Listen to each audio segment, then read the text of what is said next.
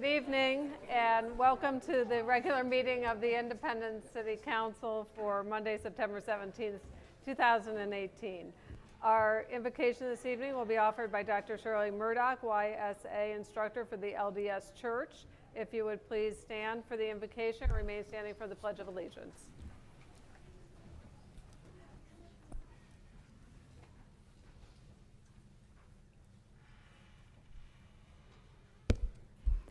Our dear Father in heaven, we come before thee in the attitude of a city council, and we are thankful for thy many blessings that have been poured out upon us, especially for the good weather on the Santa Calagon weekend, so it was a great success. And we are also grateful that we've been spared the hurricanes and the fires and the volcanoes and other natural disasters. And we pray for those who have lost everything and haven't a home left. And we ask thee to bless them, that they might receive the assistance and help they need to rebuild their lives. We also pray for our hungry and homeless here, that they might be provided for. We ask thee to bless the mayor and the council members with guidance and direction on the many issues involved in the complex machinations of running an effective city, especially in the areas of power and light, so that the needs of the diverse needs of the people of Independence can be met. We pray for our emergency responders that risk their lives each day to protect us, and we pray for all of the departments of the city government. These blessings we ask, thanking thee for all thou hast given us, in the name of Jesus Christ, amen. Amen. I pledge allegiance to the flag of the United States of America and to the republic for which it stands, one nation, under God, indivisible, with liberty and justice for all.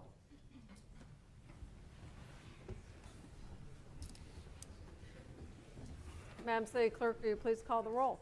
Councilmembers Huff. Here. Perkins. Doherty. Here. DeLucy. Here. Robertson. Here. Binkamp. Here. Mayor Ware. Here. Our first presentation this evening is a presentation on the City Department Citizens Academy pilot program. Mr. City Manager. Yes, Madam Mayor, members of the council, as you're all aware, Independence for All, one of our key strategic goals is customer service. We're trying to be a customer-focused organization. We've been very successful in the past as a city with our Citizens Police Academy, bringing attention to an often misunderstood profession. And as we were talking about ways to further our customer-focused objective, staff in my office came up with, I thought, a very innovative idea to expound on that Police Citizens Academy and really stretch it out to all areas of our governmental operations. So tonight I'm going to have Special Projects Manager Christina Heinen, the architect of this program, give you a brief update on this new and exciting way we're reaching out to our citizens. Thank you. Thank you. Mayors, members of the council, my name is Christina Heinen. I'm Special Projects Manager for the City of Independence. Tonight, I'm very proud to welcome, we had 24 intrepid people agree to be part of our pilot academy for the Independence Citizens Academy. This group of 24 are citizens, they're local business owners, they live here, they work here. And our hopes is during an 8-week session that we would be able to improve customer service, that we would increase our transparency, and that we would maybe, help them navigate the city and understand why we make the decisions that we do. It's also the hope that during those 8 weeks that they provide us feedback on ways we could do things better, ways we could communicate to them better. Tonight, the first night, is attending a city council meeting, learning how government functions at a local level. We'll also have nights where we'll discuss budgets and how a budget is prepared. We'll meet with fire, we'll meet with police, we'll meet with public works, we'll meet with utilities. We'll try to incorporate all the different departments so that they can get a taste during that 8 weeks, which is really not that long for the city, to meet all the different departments and learn a little bit about them. I don't know how many we have still in the room, but if you're a member of the Citizens Academy, could you stand up? Or if you're already standing, raise your hand. Stay. Thank you.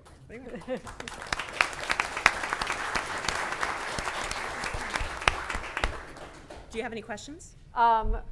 Thank you. I know that the city manager staff has been working really hard to put this program together, and I'm thrilled to know that we have so many citizens willing to be the canaries in the coal mine and let us develop this program. I'm very excited to see what it results in, and I think it's a great opportunity to learn both, certainly from the elected official standpoint, and also I think for the citizens to gain some insight into how the city operates. So thank you very much for putting it together, and to all those of you who are participating. Are there any other comments or questions from the council? Okay, thank you. We have a resolution this evening naming the municipal courtroom after former city prosecutor Chuck Sandage. Madam City Clerk.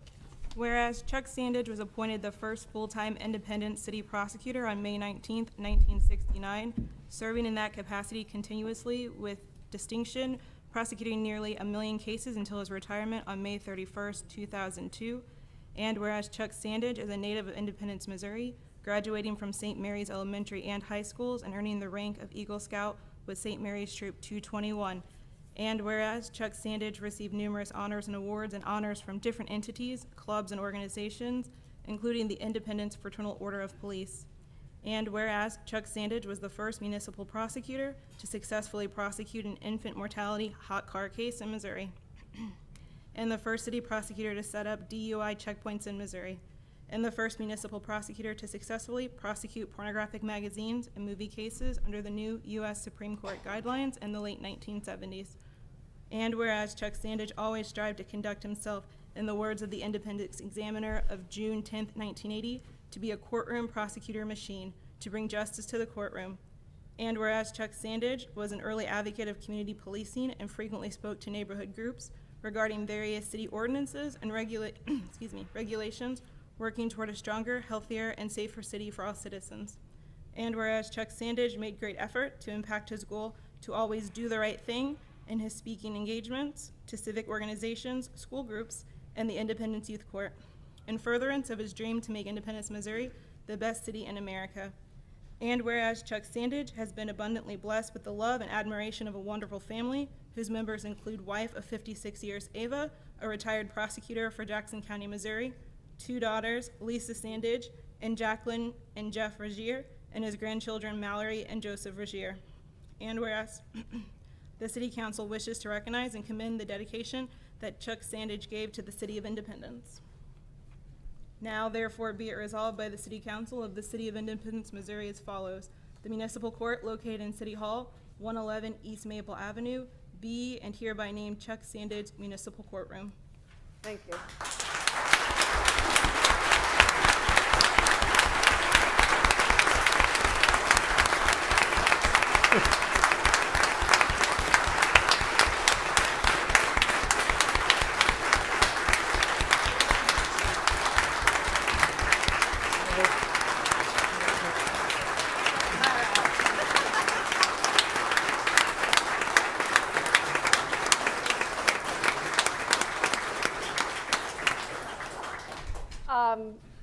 We do have to vote, so I would entertain a motion for approval of Resolution 18787.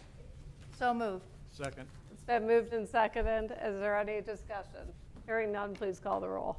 Councilmembers Huff, Yes. Doherty, Yes. DeLucy, Proudly, yes. Robertson, Yes. Van Camp, Yes. Mayor Ware. Yes. Congratulations. Thank you for being here.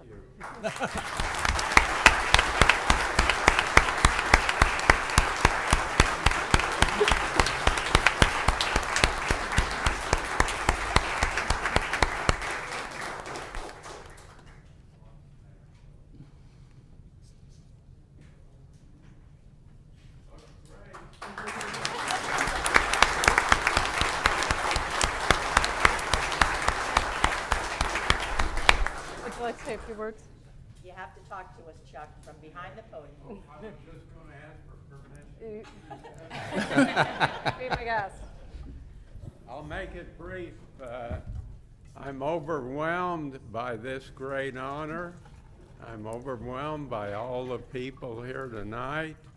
It's a little like a family reunion and a homecoming. I remember when I walked out of this courtroom, the last time your presiding Judge Helm was on the bench.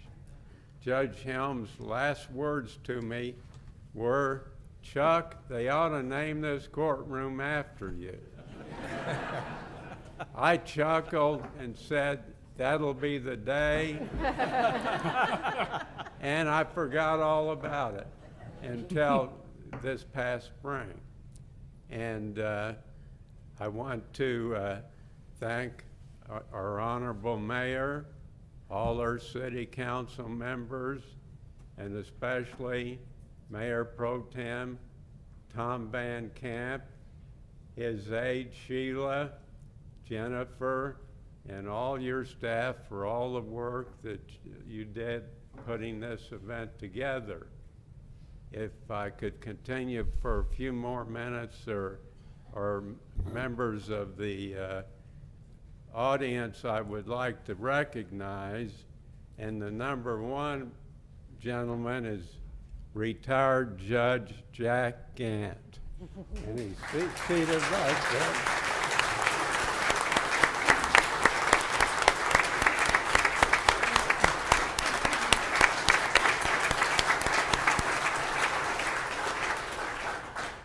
I started prosecuting in 1969 and was told that I was expected to bring honesty and professionalism to the office of city prosecutor. I had to make a promise that I would dismiss no cases under any circumstances. And I, at that time, was prosecuting in Kansas City, and I said, well, I look forward to doing that because I like to argue with lawyers. And I can thank Jack Gant because I've argued with so many lawyers that first 6 months, they went to Jack Gant and said, you got to do something about this guy. You got to get rid of him. He won't operate with us. He won't cooperate. He's arrogant, and he's just a big problem. Well, Jack Gant told I don't want to take words away from Jack Gant, but basically he told him, this is probably going to be good for you lawyers if you just stay the course. And it wasn't a couple months later, a defense attorney, at that time State Senator Jack Gant, came to court on a dog case, a barking dog case. At that time, we had a very aggressive animal control unit, but I took that complaint in my office from a middle-aged couple with one child, and they said they couldn't sleep. It was a total nuisance, and I charged this guy with a barking dog violation. And I'm sure Jack Gant's going to remember this. He came to court up in the old police station building where we used to prosecute, which had been condemned 4 times. But we were still working in the building. And Jack Gant comes in with this big crowd of people. And I said, my gosh, what's going on here? And then finally a name is called, and Jack Gant comes up with 22 witnesses. And it took me about 5 minutes to introduce my evidence. And then it was Jack Gant's time to defend his case. And he called each of those 22 witnesses. And not surprisingly, I lost the case. I didn't know who this guy was. I said, what's going on here? He was the general manager of the Blue Ridge Mall. And I said to myself, he must be the most popular guy in Independence. But I see some of my adversaries here in this courtroom tonight, or city council chambers, and it was a pleasure to prosecute against them. In particular, Bob Welch. I tried over 10,000 cases with Bob Welch. I thought it was 7,000, but he corrected me, and I know he keeps better records than I do. And when he had his memorial celebration, he corrected me when I said 7,000. He said 10,000, right, Bob? You're the boss.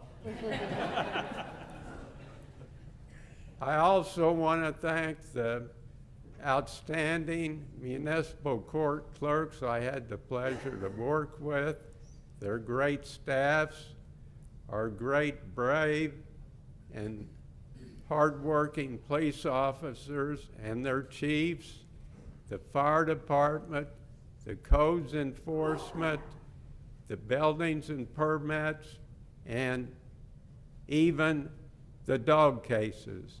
The animal control unit, they used to have their own docket, and they would bring all these cases to court. We'd had everything imaginable. And I one time jokingly said, I think we may have more dogs in Independence than we have people. I don't know if that's still true or not. But keep in mind, back then you could only have 2 dogs to a household, and I think now you raise it up to 3. 4? That makes my daughter happy. She can get a new dog. I also want to thank Victor Callahan. I saw him here. Victor's always He's been right behind a you. big help for me. And a great friend who has volunteered to cater our event is standing next to Victor. That's Larry Sells. And Larry knows how to put on a party. He owns the Uptown Theater. He'll have 15 parties at a time going there. And he's got all the party rooms. He restored the theater to its original grandeur. And I'm going to tell a story on myself, and I hope my wife doesn't get mad. That's where I went on my first date when I was 13. And Larry, back then, they had stars in the ceiling. Sure did. Are they still there? No. Well, I don't know what happened to that 13-year-old girl I went with either. I'm overwhelmed by this recognition and this honor, and I thank you all from the bottom of my heart. I want to introduce my wife, though, if she would stand up. My family's here.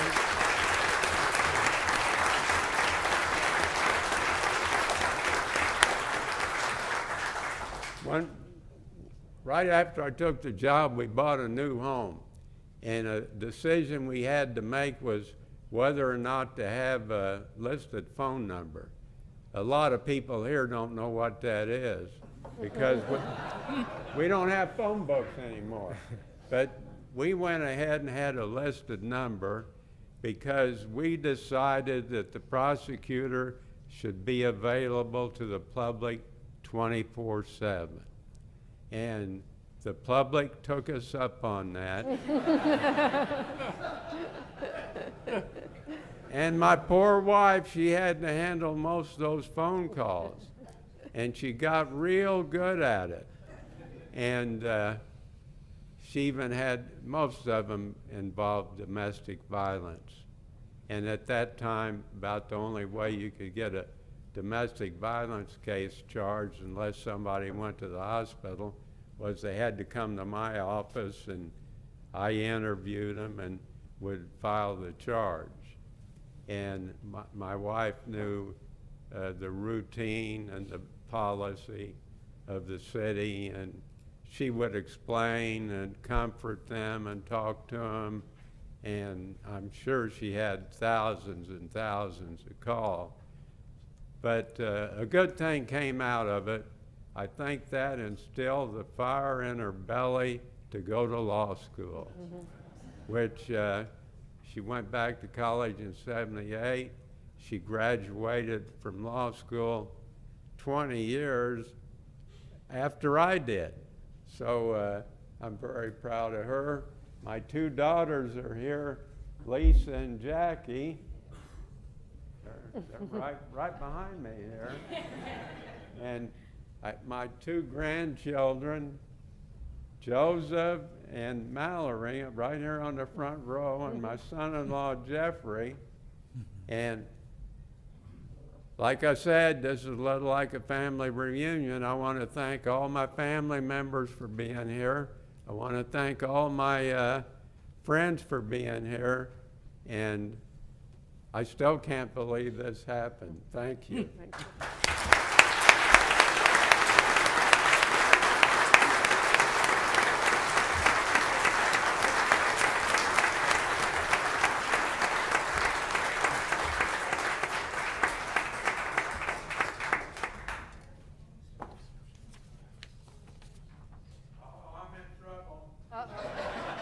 Who'd you forget? My wife reminded me that the police department has requested that I repeat 3 of the most frequently used phrases that I used in prosecuting cases. And the number 1, of course, was warrant. I don't know if you use that word anymore. And the next was, we had a terrible problem on Nolan Road. So when I'd look at the complaint and see it occurred on Nolan Road, I just started calling them the Nolan Road Gang. And when a guy had come up, I'd say, Judge, he's a part of the Nolan Road Gang. And next, there were a lot of drugs on Nolan. There were a lot of liquor on Nolan. There were a lot of fights. And we had the Jayhawkers coming over here cruising Nolan, picking up our Independence girls, and we didn't like it. So when we got one of those cases, and invariably they had marijuana in their dash or in their ashtray, I'd say, are you expecting this court to believe that Pot Fairy put that marijuana there? Does that satisfy you?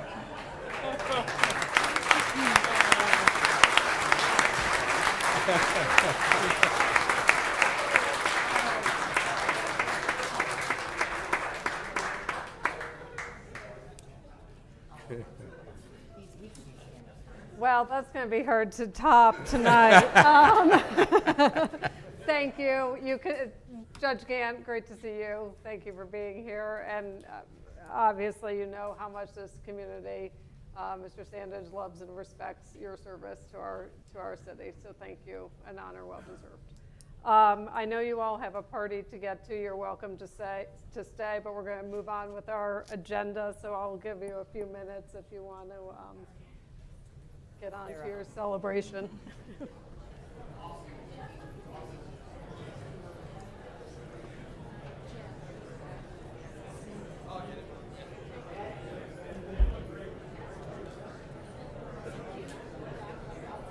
I don't know what we've decided.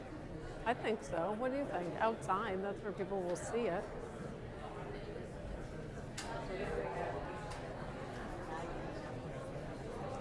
Yeah.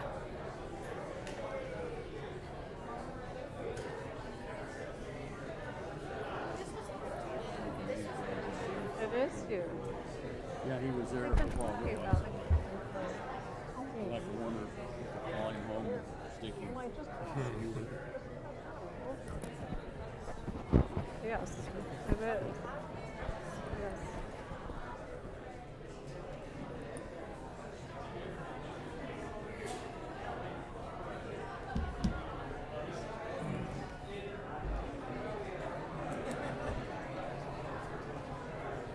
Hey, after the meeting, I'm gonna go to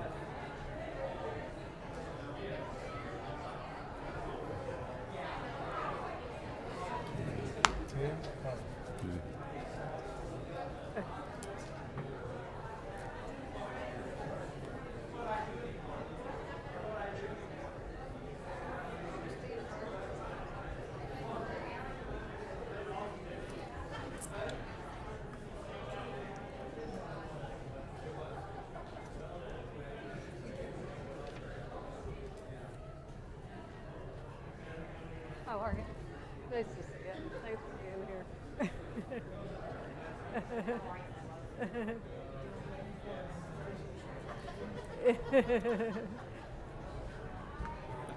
We move on.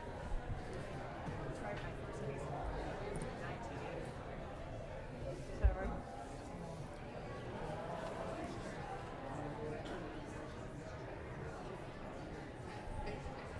Did it take mercy on you?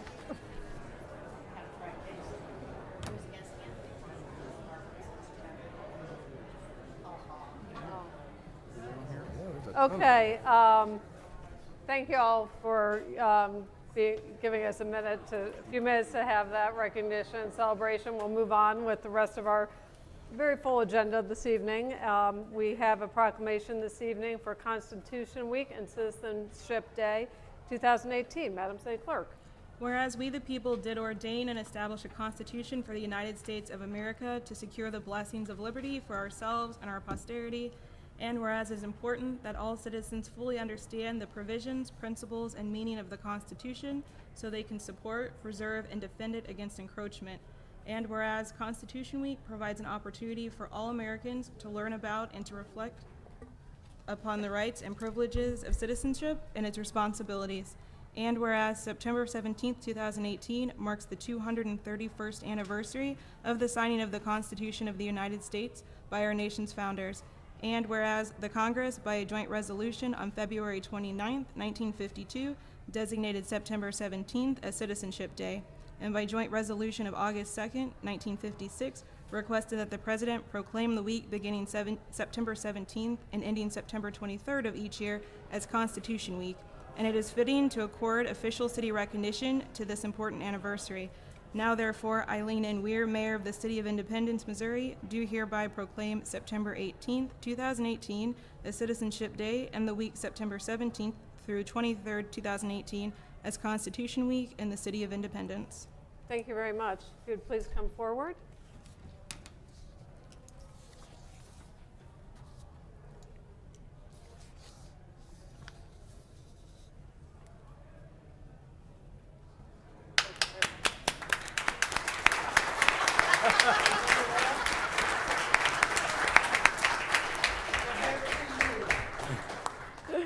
Thank you very much.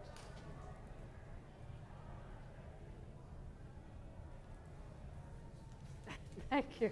Thank you, Mayor. Yeah. Thank you, Council. I'd like to thank the City of Independence on behalf of the Sons of the American Revolution for supporting Constitution Day and Constitution Week. Thank you very much. Thank you.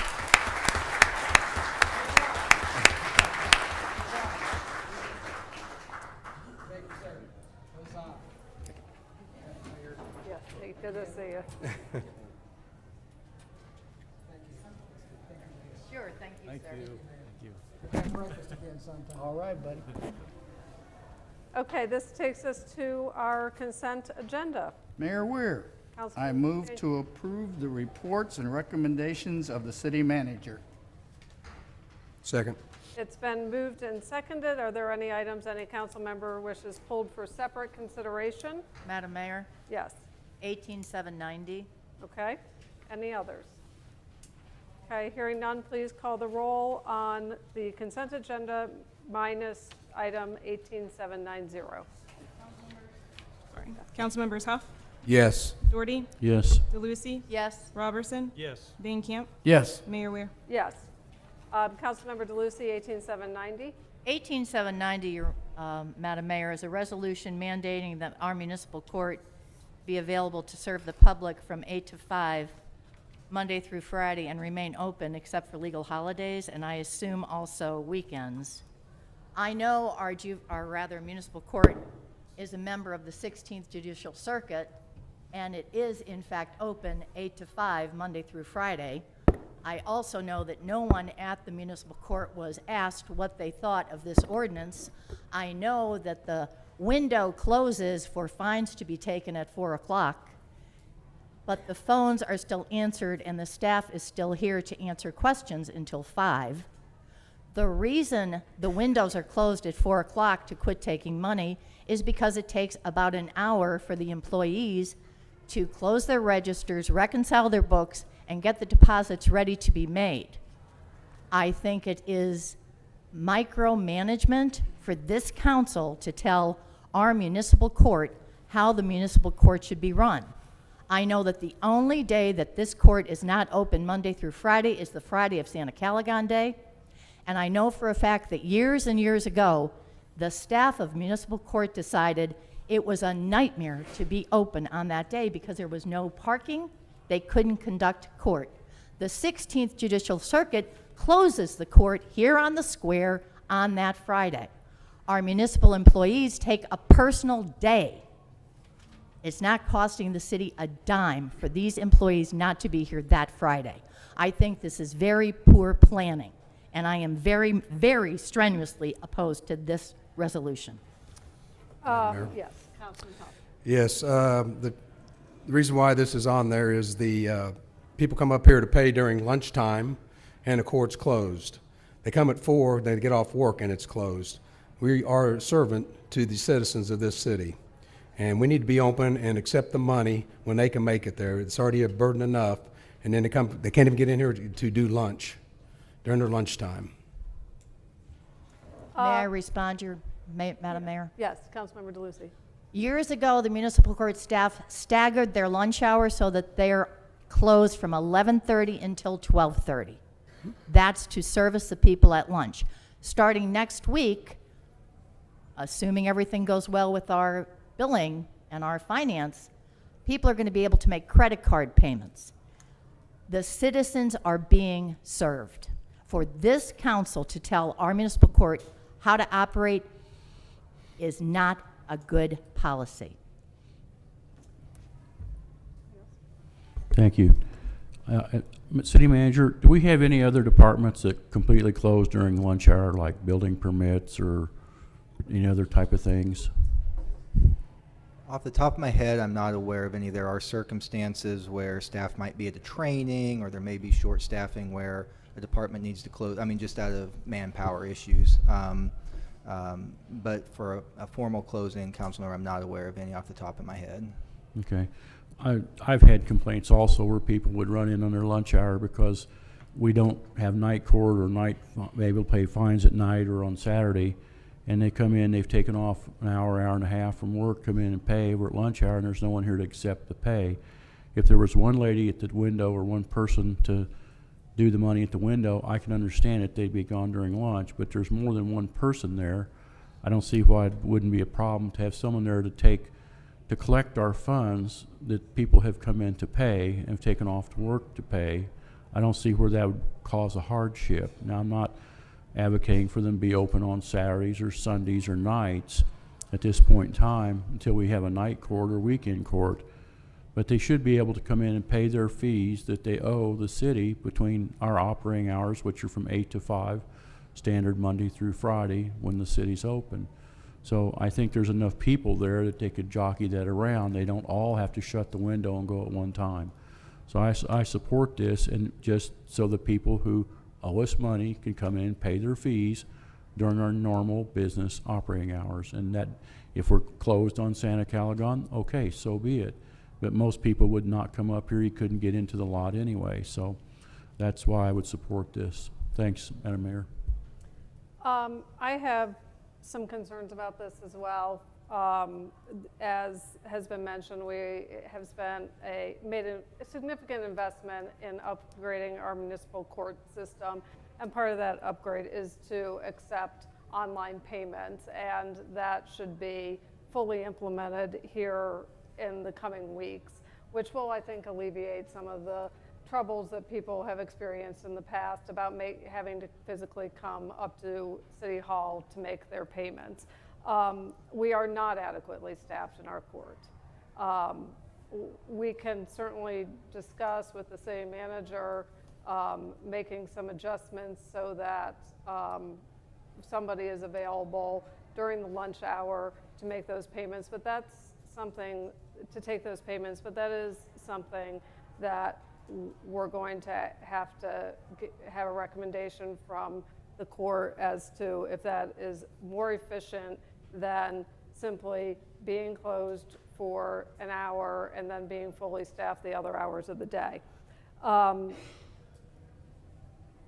Some of those positions are represented positions, so as I have looked into this issue, I do recognize that it takes some time after, at the end of the day, to reconcile those reports, to count the money, to make, have it ready for deposit. If we close at 5, if we take payments till 5, it's likely going to take till 6 for that process to take place, and then we're paying our represented employees overtime to stay and complete that process.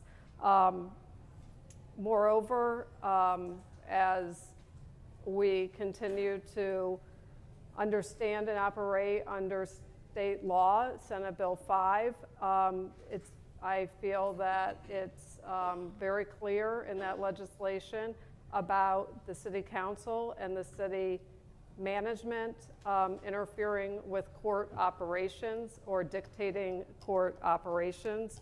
I understand our desire to better serve the public, and I think that we can continue to have those discussions, but for those reasons, and as we anticipate our online system, I think that a lot of those concerns will be addressed, and as I say, we have made a significant financial investment in making sure that we are able to take payments anytime, night or day, through our online system. Anything else? Madam City Clerk, please. Oh, I'm sorry. Councilmember DeLucy, I forgot this was on the consent agenda. Would you like to make a motion? I move to approve it. Second? Is there a second? Second. Okay. Second. It's been moved and seconded. Any further discussion? Hearing none, please call the roll. Councilmembers Huff, Yes. Doherty, Yes. DeLucy, No. Robertson, No. Van Camp, Yes. Mayor Ware. No. Item fails. We have several public hearings tonight. The first is a public hearing for the application by Cheryl Wheeler Gibson requesting a rezoning from I-1 Industrial to C2 General Commercial for the properties located at 1204 South Cunningham, 11441 and 11443 East Truman Road. This is new information only. Mr. Scannell. Yes, Mayor, members of the council, my name is Tom Scannell. I'm the Community Development Director. There's no new information to report on this case. Are there any comments or questions from the council? This public hearing is closed. Madam City Clerk. Bill number 18-081, an ordinance amending the zoning district map as to tract of ground located at 1204 South Cunningham Avenue, 11441 and 11443 East Truman Road from District I-1 Industrial to C2 General Commercial in Independence, Jackson County, Missouri. Second and final reading. Is there any discussion on this bill? Hearing none, please call the roll. Councilmembers Huff, Yes. Doherty, Yes. DeLucy, Yes. Robertson, Yes. Van Camp, Yes. Mayor Ware. Yes. Ordinance passes. Our next public hearing is for the application by Robert McDevitt requesting a special use permit to operate a used vehicle sales business at 10418 East Truman Road.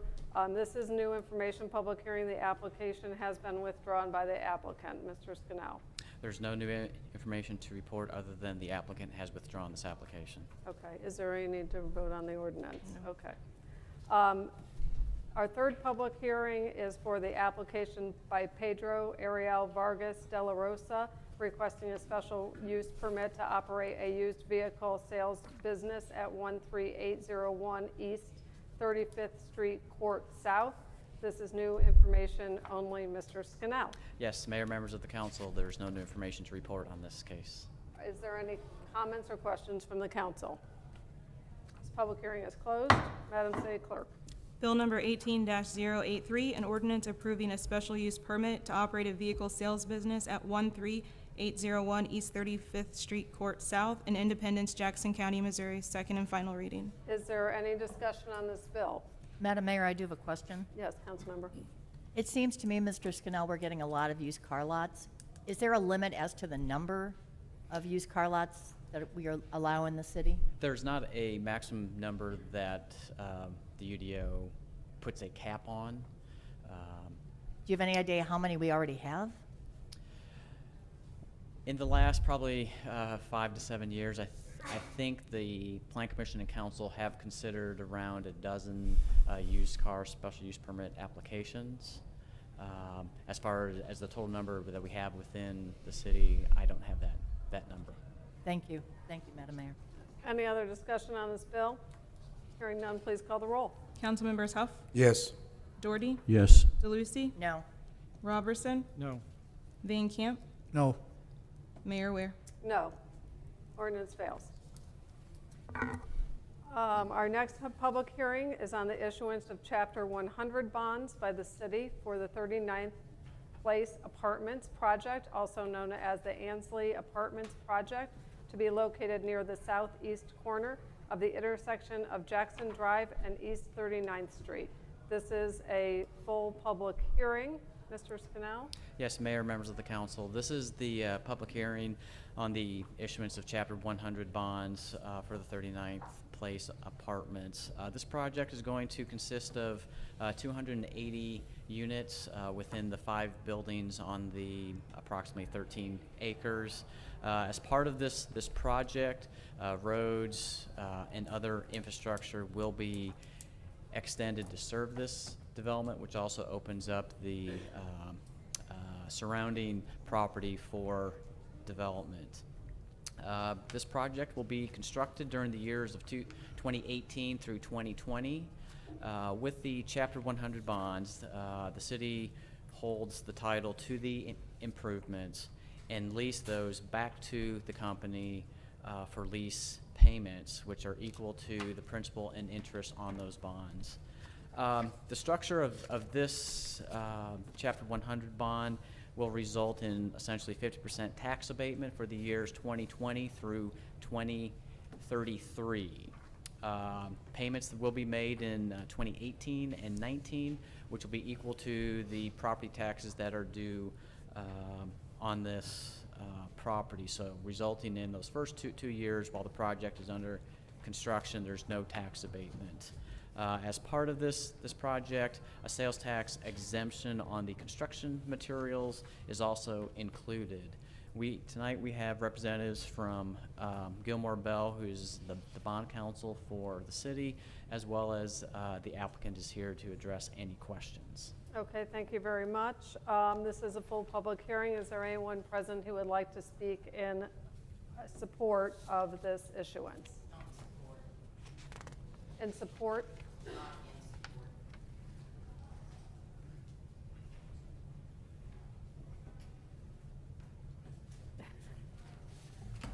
Hi, my name is David Martin. I'm with the law firm of Gilmore & Bell in Kansas City, and I've been serving as bond counsel on this transaction. Yeah, move that up a little bit there. Thank you. And Tom covered pretty well a general overview of Chapter 100 process and the incentives that are intended to be granted in this circumstance. I would add just a couple of things. In circumstances in which the city is taking title to property that is going to be operated by a private developer, it's very important that you make sure that the city is insulated from any losses or damage that may occur on that property. So the lease that we have drafted for this transaction includes indemnity clauses requiring the developer to cover the city for any such losses, and also a requirement that insurance be carried throughout the period of abatement in an amount necessary to compensate the city for any loss in connection with waiver of sovereign immunity up to the limits imposed by statute. That's about $2.8 million currently. So the city is covered in those circumstances by the insurance policy and the indemnity that's provided in the lease. Additionally, this type of a transaction is self-financed by the developer. So bonds are issued, but the developer is purchasing its own bonds. So there isn't a third-party bondholder out there that is owed a debt that is in the city's name.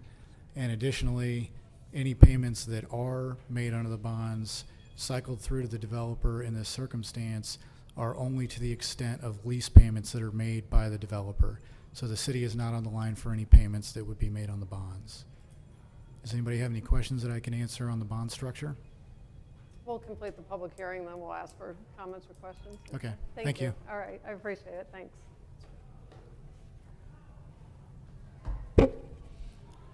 Good evening, Madam Mayor, members of the council. My name is Bill Moore. I'm an attorney with White Goss Law Firm, here representing the applicant tonight. The applicant is the Spanos Corporation. They are one of the nation's largest developers of apartment complexes in the country. They have a few complexes here located in our Kansas City metropolitan area. At this time, this will be their very first development in Jackson County. They develop high-end apartment buildings and apartment complexes. They don't do anything on the cheap. It is, if you've had an opportunity to see any of their developments, they are actually extremely nice. They're here. Excuse me 1 second. Could I ask everybody to please silence their phones and devices? We're hearing a lot of noise up here, and with the reception outside is very difficult to hear. So if you would just please take a moment and silence your devices, we appreciate it. Thank you. Go ahead. Sure.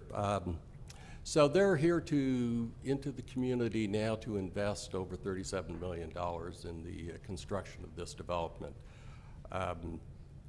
As part of the development, it'll be quite unique. It'll have, in addition to kind of the standard things that you might see in other apartment complexes, it'll have kind of tuck-under garage. So it's in some cases, so partially if you rent there, you can also rent a garage that's underneath the building that you're in.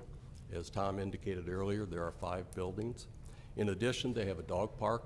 They have a fitness center, they have a clubhouse, and other amenities that will be available to the residents of Independence for rent. One of the reasons that they are requesting this assistance is due to the fact that, as I mentioned earlier, the development that they put in is very high-end. They don't squeeze down anything. The market rate rents right now don't work for this market without this assistance. This assistance, and we've negotiated this with your staff, this assistance will be in the nature of that tax abatement for 14 years. It is a 50% tax abatement, which means 50% pilot payment will be made back to the jurisdictions over that period of time. In addition, there is a sales tax exemption, again, as Tom indicated. We're here primarily tonight to answer any questions that you may have. With me this evening are representatives of the Spanos Corporation, Peter Rosick and Jennifer Mahurin Asbury. And in addition, one of my law partners, Kim Spees, is here this evening if you have any questions of us. Okay, thank you very much. Anybody else wishing to speak in support of this issuance? Okay, anybody wishing to speak in opposition?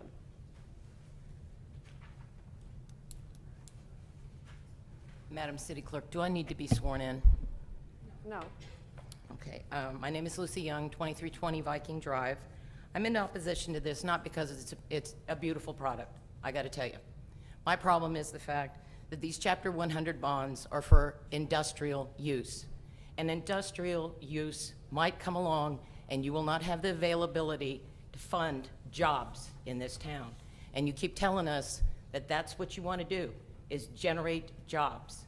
And if you tie it up with what Mr. Moore had said, that these rents don't work, the rent structure doesn't work already, then how is it that we're ever going to have the opportunity to encourage industry, major jobs to come in? Isn't that the whole point of having programs in our schools to keep our children here in Independence? So I'm asking you, not on my behalf, but on your children and your grandchildren's behalf, to consider not using the bonds. I couldn't find another place that the Spanos Corporation has used any type of incentive funding. I also am confused at the fact that Spanos has two programs, projects as they call them. One of the products is the Ainsley Place, which are luxury apartments. They're beautiful, they're wonderful. They have a dog court and a dog spa. The other one is the 39th Place, that this one is aptly named, and it is not. It has Section 8 housing in it, and we have enough. Nothing against Section 8 housing. I like to lift all boats. But according to IPD, we already have enough problems over there in that area with apartments and lower-end Section 8 housing and the number of apartments that are not Section 8 with the crime. So I am opposed to this product. I think there's a confusion on what this actually is because they call it Ainsley, they call it 39th Place. You can't have it both ways. And then you're stealing your children's future by tying up $37 million with an industrial defined bond that, according to Mr. Randall, you're only going to use once. I ask why you're only using it once. I think I know the answer. Thank you. Thank you. Is there anybody else who wishes to speak on this issuance? Okay, this public hearing is closed. Are there comments or questions from the council? Yes. I do have questions about the 100 bonds. I don't know who to direct it to. I'll ask David Martin of Gilmore Bell to come Here he back is. forward, please. I looked up Chapter 100 bonds because I didn't know what they were, and it does say they're for industrial redevelopment. So the title is Industrial Development Bonds, but there's actually a variety of projects, including as brought in through Article 6, Chapter 27 of the state constitution. It includes things like manufacturing and commercial projects. And the state courts have interpreted that word commercial to mean basically any venture that's operated for a profit. And so that's how we bring in things like apartment complexes, because that is operated for a profit. So if we have a for-profit entity that's operating that facility, we can look to the Constitution to bring that in under Chapter 100. Is the city limited in the amount of industrial Chapter 100 bonds we can issue?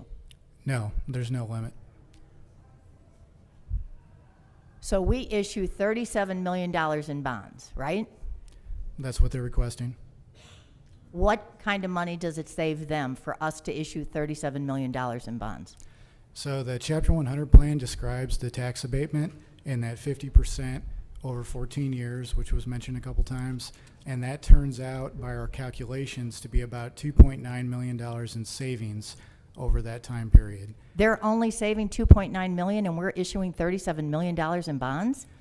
The bonds are meant to bring the project under Chapter 100 and municipal ownership so that it is exempt from taxation. Then a pilot or payment in lieu of tax is negotiated to bring that rate down to 50%. And so the bonds are measured by the amount that it costs to construct the entire project, not specifically the amount of abatement that's being granted.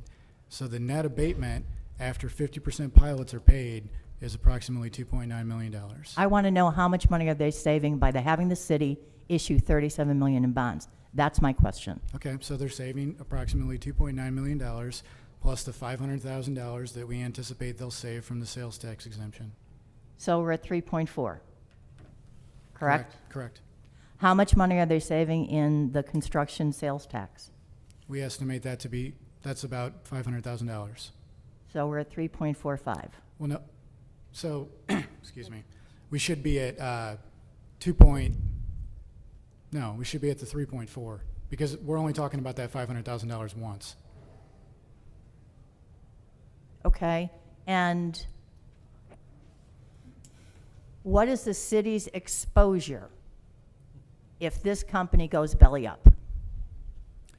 What would happen if the company went under is they would very quickly be in violation of the performance agreement and the other bond documents, and the city would have the authority to essentially unravel the transaction and put it back on the tax rolls.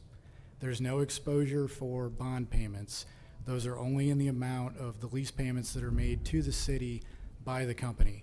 Okay, So repeat that to me, I'm sorry. So the liability for bond payments is only to the extent that lease payments are made to the city by the company. Those are structured to equal the debt service on the bonds. There is no possibility of the city being asked to make a payment in excess of what it receives as lease payments from the company. So when do we issue the $37 million in bonds? So that will occur shortly after the company closes on the real property for the transaction. And you mentioned that we are getting a lease back from the company? So as part of this transaction, the city will actually take title to the property, and it will be the fee owner of the property. It will then lease the property to the company so that the company can construct and operate the facility. In return, the company will make payments in the amount of the debt service on the bonds and those payments in lieu of taxes that set the tax abatement level. And the school district is what school district? I believe this is Blue Springs School District. And have you talked to the Blue Springs School District? They have received a copy of the Chapter 100 plan, and I'm not 100% certain if staff has contacted them directly. Councilwoman, the superintendent of schools and the assistant superintendent for finance came and met with Mayor Weir and I about a week ago and visited with us about the project. I believe a representative is here tonight as well. I hate to call them out like that, but they're here. But we met I just with want to them. make sure that it's their taxes that are going to get hit, right? Yes, typically You're not doing a pilot program to them, right? they are receiving a pro-rata distribution of that 50% pilot. How much does the city get of the 50% pilot then? So it's based on your portion of the levy. And if you look at the Chapter 100 plan, it'll detail specifically what portion of that eventually makes it to the city. And we if have you'll- that in this 100-page document you gave me? Yes, it is contained in that. So it is in the document, the first page of which says Notice to Taxing Jurisdictions. Is it S? Is it D? Is it numbered? Oh, I'm sorry. I don't know exactly how it's numbered in your packet. I can come up and locate it for you. While you're doing that, I'd like to ask a question while you're finding that, because it might take a second. Mr. Scannell? Is there Section 8 included in this project? No, all of the units are market rate. Okay, so there is no Section 8 that is included in this proposal for this project. Correct, yes. Mr. City Manager, I know that we issued Chapter 100, correct me if I'm mistaken, Chapter 100 for the Unilever project about 5 years ago, correct? Thereabouts, yes, that is correct. That was the mechanism used. I presume that is over many years, we're still under that Chapter 100, yeah. Absolutely correct. Okay, so that's one that we know is active right now. Is there, it's already been stated that there's no limit to the number of times that we can use this. If it's, I mean, there's no cap on the number of times that we could use this economic development tool. I know that per the council's direction through Independence for All, we've directed you to develop an economic development policy. I understand that that is nearing completion. In that, does it say that we will only use this one time? No, as the mayor, for the council's benefit, we've circulated internally as one of the deliverables of the strategic plan, an economic development policy to help guide the city for future decisions. But no, there's no cap envisioned on the number of times this tool. It's more of a strategic decision about when and where does it make sense, especially in concert with our partners in our other taxing jurisdictions. Has anybody in the city ever stated that we would only use this as a one-time tool that we can use? I'm not aware of that, no. Okay, thank you. So the direct answer to the councilwoman's question is that the anticipated, and this is over the entire term of abatement, pilot that would be received by the city is $274,148. Say that again. $274,148. Okay, thank you. Is what we will receive each year? No, that is the total that's over the entire period of abatement. So if you flip to the subsequent pages, you can see an annualized distribution per each taxing jurisdiction. The page that I pointed out to you is a summary. And so we're just losing $270,000 total over 14 years? That is the effect directly on the city's tax levy, yes. Yeah, that's what I'm curious about, the city, okay. Councilman Robertson? Yes, thanks. This is in my district, in the 3rd district, and so I do have several questions. First of all, is there any restriction, or does this put any restriction on our bonding capacity for anything else in the city? This is not something that counts against the credit or the debt limit of the city, so it does not in any way restrict your other bond issuances. Okay, so this doesn't reflect necessarily either for the good or the bad on bonding capacity or limit bonding capacity for anything else we might do. That's correct. Okay. And you said, I think someone had spoken with Blue Springs School District, so do they have a problem with only receiving 50% of the taxes for 14 years? Obviously, they didn't receive any on Independence Center for quite a while. So 50% is better than none, and I don't believe there's much in the way of taxes that they receive on vacant property now. Is that right? You know, I'll be careful because I don't want to represent a formal position on behalf of the school district. I'll generalize the conversation that we had. I think we were challenged by the superintendent to be strategic in our utilization of these kind of incentives. Certainly, we want to be careful that we're not filling up the school districts without adequate resources to help support their ongoing educational needs. So I didn't come away that day with a strong, there was no endorsement or opposition. It was more of just a generic conversation about economic incentives and the impact they can have on the district. Okay, thanks. So my understanding is this development is behind the Sonic where there's a road stubbed in already, that it follows the north side of the Little Blue, but it doesn't go all the way to Jackson Drive. It doesn't go all the way to 39th Street. Is that correct? I'd prefer to defer to developer or developers council on that. They would have more specifics with respect to the project itself. Okay. Maybe Mr. Scannell can answer that question. You are correct, yes. Okay. So does it go halfway to Jackson Drive or 3/4 or? So this project is, as you mentioned, behind Sonic on 39th Place. And then there's Jackson Drive. Off Jackson Drive, yes. So 39th Place stubs in, then it'll be a vacant lot that is not part of this development, and then there is this apartment development. And how far toward Jackson Drive along the Little Blue does it go? It's on the other side from the Little Blue Trace. Correct. So it's a vacant land right now. Does it go halfway to Jackson Drive? And how far up the hill? Have It any does idea? not go up the hill. Doesn't go up the hill at There's all. some terrain that is on the north side of this project. Perhaps. So I guess the other question, while you're up there, since it's right along the Little Blue, and I know it flooded last year, is this in a floodplain? And since we're going to be buying the land, are we at risk of buying land that might flood? All of this property is outside of the floodplain.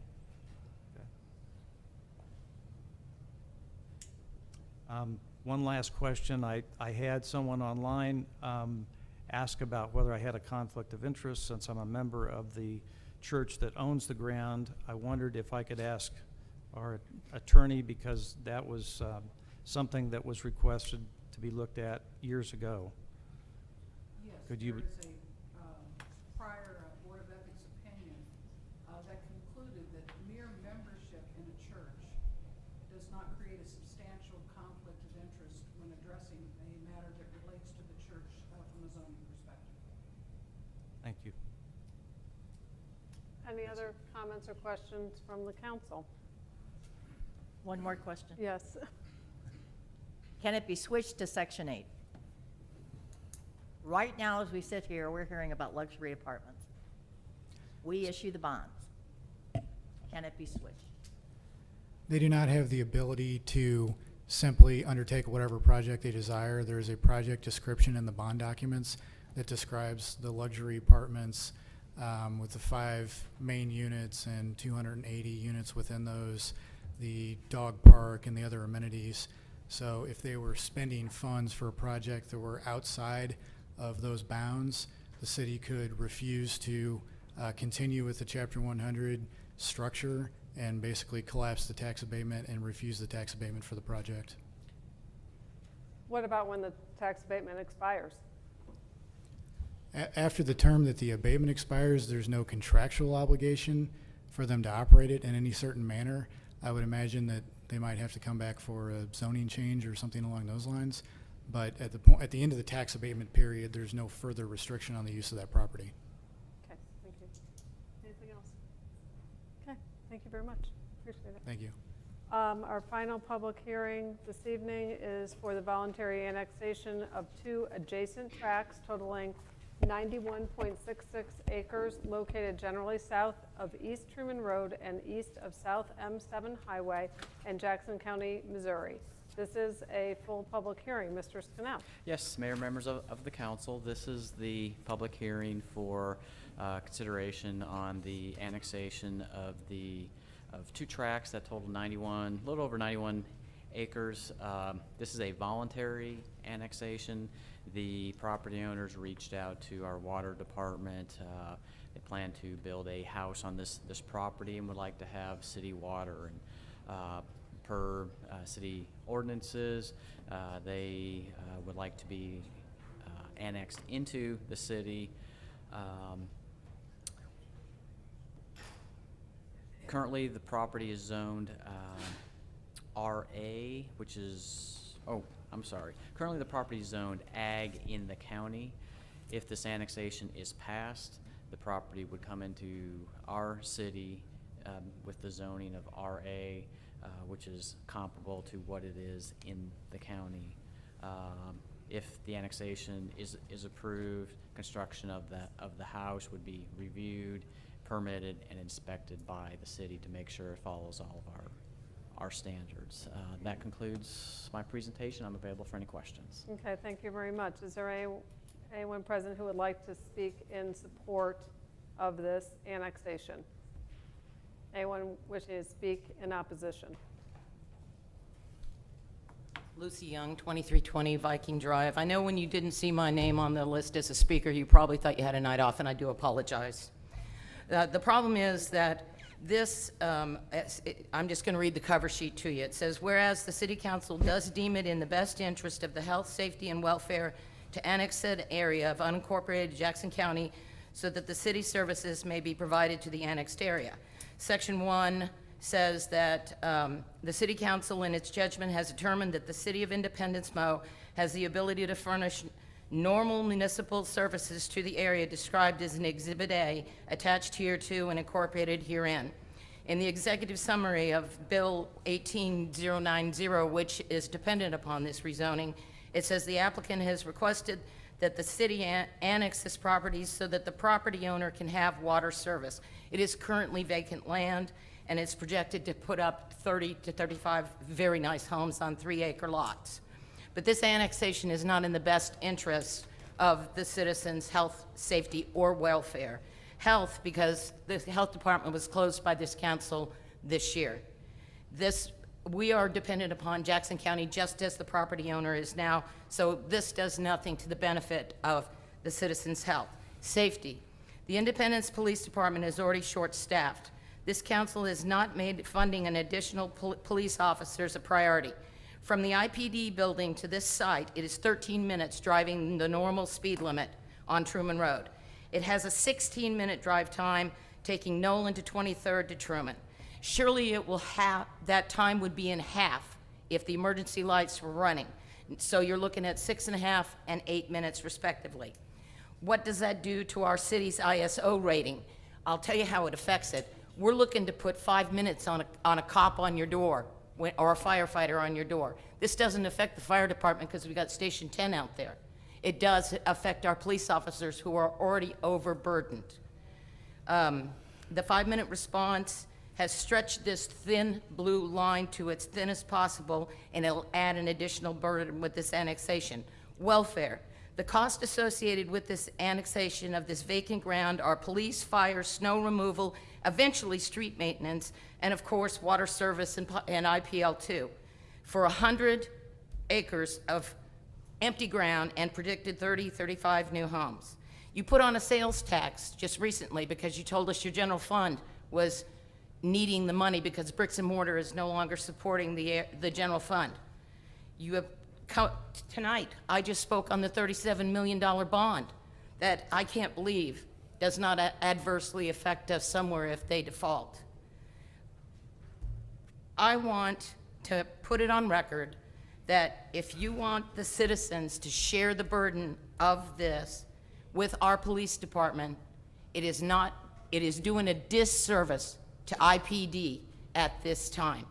We have, what, 6 officers that generally run the route during the day? That means that officer's gonna have to go all the way around their loop around one house at the present time to carry in his or her responsibilities as an officer and checking to make sure that neighborhood is safe. Please deny this. Please do not pass this ordinance, this zoning, excuse me. Is there anybody else wishing to speak on this voluntary annexation? Public hearing is closed. Other comments or questions from the council? I have a question of water. Is this the only way they can get our water is if we annex the property, or can they get our water some other way? I'll go ahead and field that one, Councilwoman. It has been a upheld in state statute and a policy of this city that if you're contiguous to the city limits, that you have to annex in order to receive the utilities of the city.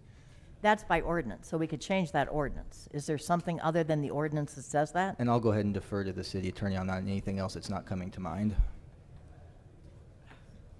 I'm not sure the mic is working. I don't think it is. I don't think it is. Use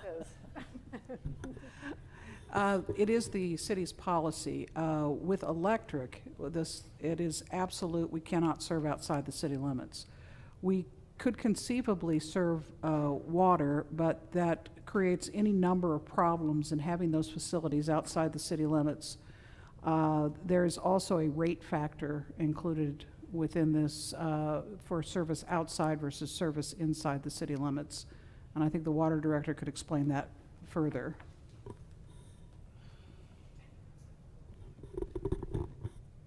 He thought he was going to get the chance to sit down and not talk. Sorry, Mr. Montgomery, what's the answer? Dan Montgomery, Water Systems Director. On the answer about the rates, if you live outside of Independence after 2005, they pay 1.5 times the rate that they pay inside of Independence. Okay. And so we sell our water to other jurisdictions, right? Absolutely. Half of our water goes outside of Independence. Okay. And that doesn't violate any state statute. Does that violate our ordinance, or did we exempt those sales? How did that work? Do you know? We've always, when the city purchased the Missouri Water Company, they sold water outside of Independence, so that rule never changed. We've always been able to sell water outside of Independence. Okay, okay. And if you know, do we sell the water for 1.5 times what it costs us? No, not to wholesalers and industrial customers. Okay. Just only ones that come in after 2005 when the ordinance was passed by the city council. And is it the ordinance that says 1.5 times the cost? Yes. Okay, thank you. Mm-hmm. Yes, Councilman. So I just have a question on on first of all, the roads. If we're going to annex this, do those roads meet our specifications? If not, is there some way they're going to bring those up to our specifications, and will we have easements off those roads? And is this, I think, where I'm thinking it is this the land just south of Lake City on the east side of 7 Highway? And does it include the Lake City shooting range? Yeah, I'll ask our Public Works Director, Tim Gramley, to come up and speak to that for you, council member. Okay.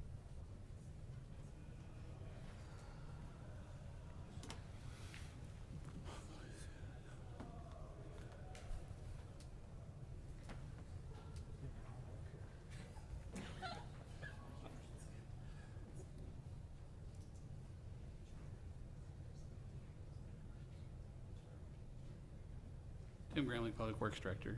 What was the question again that you're wanting? The land that we're going to consider annexing, are those roads up to our standards or codes in Independence? And if not, will they be brought up to codes, or any new roads that are put in, obviously, then would have to be according to code? You're talking about like the Truman, the part of Truman Road that goes to the subdivision, or, because right now Well, there are no. I believe it's an extension of Truman Road to the east, but I think it's called FF. I believe. There's Yeah, right now there are no roads are no inside the roads. area that's being Oh, annexed. there are no roads. Right. And I think it'll. One house. On 91 acres, it's one house? What they asked for. So there are no roads on this 91 acres. It would be, I guess, if it's gonna serve this one house, it would be like a driveway off of Truman Road, so that would be according to any other driveway code that would have to be done. So it wouldn't be considered a public street. Council member, then to your point, if any future development were to take place in this area being annexed, of course, they would then have to follow the specifications and design standards of the city's code of ordinances. Okay. Yeah. Any other questions? Mr. City Manager, how many new officers were funded in this year's budget? In this year's budget, we added 6 as part of a new street crimes unit. Last year, we converted a civilian position to a sworn officer position, so 7 over the last 2 years. Thank you. Anything else from the council? Okay, this takes us to our non-ordinance action items. Madam City Clerk. Council action is requested to issue a purchase order to HDR in the amount of $104,720 for an incident energy analysis review for the Power and Light Department. Is there any discussion on this item? Yes, Councilman Robertson. My only question is this on one of the 6 combustion turbines at the substations, or is this on one of the generators at Blue Valley? All of these are, council member. It's on both Blue Valley and the combustion turbines? Yes, that's correct. So it's on all of them? Yes, sir. Okay, so we can't do it on one without the other? Yes, sir. Okay. Okay, any further discussion on this item? Hearing none, please call the roll. Council members Huff, Yes. Doherty, Yes. DeLucy, Yes. Robertson, Yes. Van Camp, Mayor Weir. Yes, item passes. Consideration of council action to enter into a contract to lease electric vehicles and electric vehicle charging stations. Is there any discussion on this? Yes, Councilman Doherty. Thank you, Madam Mayor. As far as I'm concerned, this is still a mess. We asked simple question, how much to purchase a charging station? That's it. Not bundle them with something else, not lease them for 25 years, but just how much does it cost to buy a charging station? And then we would decide how many we wanted to buy. With the break at about 25 or 30 stations, so if there was a price break at 10 or 15, we would get that. I think this whole thing needs to go back to the staff and come back in simple, easy to read, easy to understand math. We should, number one, have a purchase option, not a lease, for charging stations, whereas we sell our product to people with electric cars. I think the second thing should be is to uncouple this and straight out lease the electric vehicle for 5 years. When we're done with the lease, we own the vehicle, and the maintenance will be under the warranty of the vehicle. The vehicles we are looking at have the highest federal rebate available of $7,500 to an individual or a leasing agent per car. They would save $5,500 in fuel costs over the 5-year period. If the city was to buy them, we would not be able to get the $7,500 rebate from the federal government, but the leasing agent could. I would like to see this sent back, and we come back with how much to lease the car for 5 years. We own it at the end of 5. Also take in consideration that there is a federal rebate of $7,500 on 10 cars. That's $75,000 plus, and bring it back to us in simple, easy to see language. And that's what I'd like to see. If I would get support from the council that we could send that back, that would be a motion to replace the number 2 item. Madam Clerk, how would we approach that? There's a motion. Is there a second? Second. Okay, it's been moved and seconded to remand this back to staff. Is there any discussion? Yes, Councilman Robertson. Thank you, Mayor. I would support referring it back to staff. Thank you, Councilmember Doherty. I think we do need a little more clarification on what we were brought. And I think we need also a calculation on what the return on investment's going to be for the energy sold through these charging stations. How long is it going to take to pay for them? The lifespan of them is probably only 5 to 10 years. If the return on investment's over 7 or 8 years, I'm not sure right now it's worth the price to do it. So we need a business decision, and we don't have a return on investment calculation. No business would make a decision without it. And the same on car purchases or lease. So I want a return on investment for the city calculation on both, either leasing or purchasing the cars. And I think for comparison, we ought to at least compare it to a hybrid, electric or hybrid. So, and those I think really need to be separate items. Sure. If you would agree, Councilmember Doherty, I think we could have it brought back to us in 2 separate items. Sure. And it's a lot more understandable because it's kind of all mixed together here and it's not clear. Yes. Yeah. Madam Mayor? Yes. For instance, on our purchase option, why don't you bring back the 3 lowest priced vendors? We've got a whole slew of vendors. It goes from $152,000 to $268,000. Bring us the top 3 lowest prices. But we also, to Councilmember Roberson's thought, the electric car chargers is the same as adding 1 household.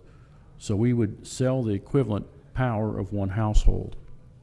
There's a very big draw to places that can charge electric cars, be it places of business, motels, different places.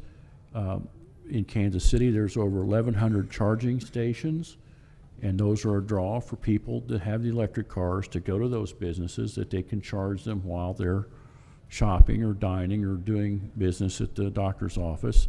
And this is a purchase of our power that we sell and make profits on. So whether or not it balances, we have to ask ourselves as we do other things, what does it draw into business for the city and make us a green city? We've had years and years of neglect on the city's fleet. We had an inspector go out 2 weeks ago and have to have the car towed away from the business because it didn't run. We spend a lot of money on gasoline and repairs. So those are all need to be part of our decision, that for many years that vehicles were in the budget, and at the last minute they were stricken out and left us with really a pretty disgraceful cars. These were non-polluting and would show our initiative to be good on the environment. So I think we should send this back and have a little more clear price so we can take a calculator and add it up and see how it comes out. Thanks. Any other comments or questions? Madam Mayor? Yes, Councilmember DeLucy. I don't think the city should be Shell Corporation. I don't think the city should be selling gasoline. So why are we going to be selling, finally, after all these years of having charging stations for free, why should we finally be doing the selling of electricity? I haven't heard that there's an outcry for this product from our citizens. This city is undergoing major questions on IPL. And I assume it's IPL money that's going to be used to buy these charging stations. So number one, I question the wisdom of even moving forward for the purchase or the lease of any charging stations. Number two, I don't know where these cars are going to go. I don't know if 2 cars are going into community development, because so far in their budget, they only have $37,500 budgeted for cars this year. I know Mr. City Manager spoke last time that there was a total of $75,000 in the budget. I don't know where the other $37,500 is. Maybe it's IPL, I don't know. If it's IPL, I want to take a look and see, is this purchase necessary? We are spending so much money. Our citizens are so upset. They think we are a wasteful council. And I think now is not the time for us to just be saying, let's be the greenest city of America. That's silly. Unless there is a need, I see no reason to spend the money. I can want something all I want, but do I need it? So I would like, Mr. City Manager, to find out, is there a need for both the charging stations and the cars? And if there is a need for the cars, I want to know a price break between a regular old gasoline-driven car and a hybrid and an electric. And I want to have a schedule of purchases. Thank you. Councilman Van Camp. Yes.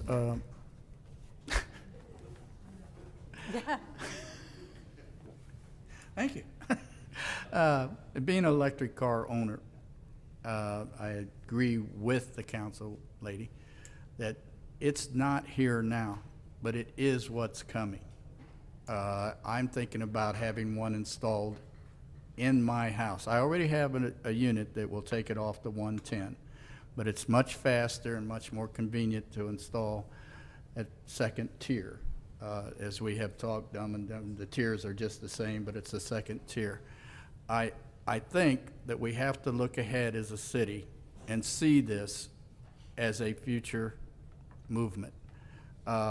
It's when I found the only used electric car within a 300-mile radius, quite by accident, and I got into it fairly cheap to see whether or not I would appreciate this. I do. I love it. It's a magnificent thing to drive. But I agree that we do have to look ahead and get the information. But I think until we master magnetics, this is the paradigm. This is the future. And we ought to be on board for at the very least, studying and getting the recommendations. I agree that we need more research and the economic implications on our budget, and I think that's fine. That's good due diligence. We have a resolution approved unanimously by this council regarding our green initiatives, and included in that is exploring the use of replacing our fleet with electric vehicles and installing more charging stations to encourage our citizens to consider using alternative fuel and electric vehicles. So I just want to reiterate that. There's a number of reasons to pursue this. We do sell electricity.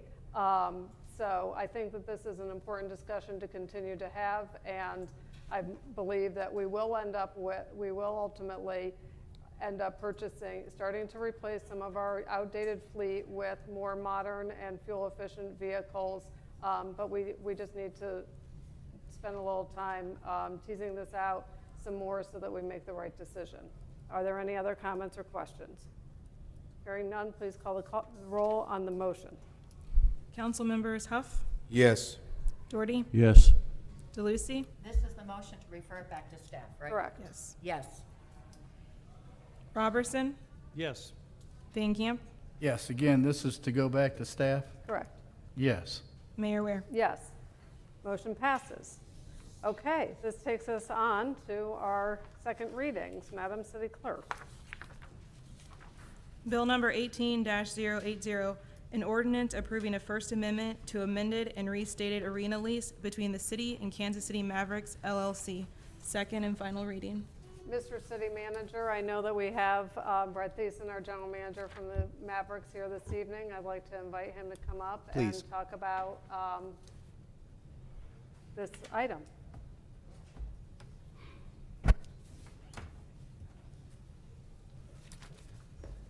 Madam Mayor, members of the council, thank you very much for having us today. I would like to first start by saying, as somebody who has been here, moved his family, his wife and kids here to the Independence to start a professional hockey team 9 years ago, it's been an honor and a privilege to do so and represent this great city. Lamar Hunt, our owner, actually could not be here tonight, but he wanted me to share a few words with you all tonight. He apologizes for not being here. He's at an annual family meeting in Dallas, but this is what he'd like me to share. My father, Lamar Hunt, negotiated many leases for sports teams during his lifetime, and one of my dad's very early insights was the realization of how important the economics of a lease structure were to the flourishing of a local sports franchise. We cannot compare the economics of an ECHL franchise to the upper echelons of professional sports franchises, but the same principles and economic common sense applies. We thank you, the City Council, and so many others, especially our fans and sponsors, for supporting and approving a lease that makes economic sense to all parties. This will allow the Kansas City Mavericks to continue to flourish at the Silverstein Eye Center's arena for the next 6 years and hopefully attract many new fans and sponsors. I bought the team about 4 years ago and have always considered Sika to be the Mavericks' home. It's the right size, with the right product, in the right market, with the right relationships. We are amongst the top franchises in the ECHL in all relevant categories. Thank you for allowing that to occur, and please tell others, don't be a couch potato, come have some fun at a Mavericks game. So I appreciate it. Thank you very much. Thank you very much, Ben, for being here. Is there any discussion on this bill? I just have a question. Yes, Councilmember DeLucy. How have we modified the lease agreement? I'll ask Eric Erfer. Eric serves as, of course, our Parks, Rec, and Tourism Director, but Eric also manages the contract on behalf of the Management Corporation, Councilwoman. Thank you.